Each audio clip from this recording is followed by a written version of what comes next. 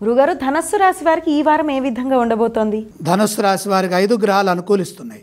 లాభంలో చంద్ర శుక్రులు, తృతీయంలో శని, దశమంలో రవికేతువులు. మంచి కాలం నడుస్తోంది. మొదలుపెట్టిన పనులు త్వరగా పూర్తవుతాయి. ప్రారంభించిన పనుల్లో విజయం ఉంటుంది. ఆశించిన లాభాలుంటాయి. అభీష్టం నెరవేరుతుంది. పని పూర్తయ్యే వరకు కృషిని కొనసాగించండి. కొంతకాలంగా ఆగిన పనులు ఇప్పుడు పునఃప్రారంభమవుతాయి. సంకల్ప సిద్ధి ఉంటుంది. మనోబలంతో ఆలోచించి కృషి చేయండి. ఉద్యోగంలో కలిసి వస్తుంది. నూతన ప్రయత్నాలు సఫలమవుతాయి. తగినంత గుర్తింపు లభిస్తుంది. కార్యము సిద్ధించే వరకు పనుల మధ్యలో ఆపకుండా, చంచలత్వం లేకుండా, విఘ్నాలు రాకుండా ఎప్పటి పనులు అప్పుడే పూర్తి చేసుకుంటే వ్యాపారంలో కూడా మేలు జరుగుతుంది. వ్యాపారంలో కొందరి వల్ల ఇబ్బందులు ఎదురైనప్పటికీ కూడా శ్రద్ధగా వ్యవహరించడం ద్వారా ఆర్థిక లాభాలుంటాయి.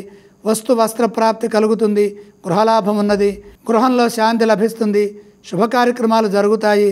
మిత్రుల వల్ల మేలు చేకూరుతుంది. వారం మధ్యలో కలిసి వస్తుంది.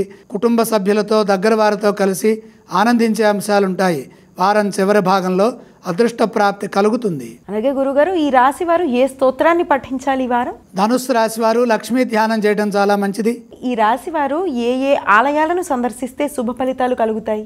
లక్ష్మీ దర్శనం శుభప్రదం. ధనస్సు రాశి వారు ఏవేవి దానం చేస్తే మంచిది? 5 గ్రహాలు అదృష్టాన్ని ఇస్తున్నాయి. దానాలు అవసరం లేదు.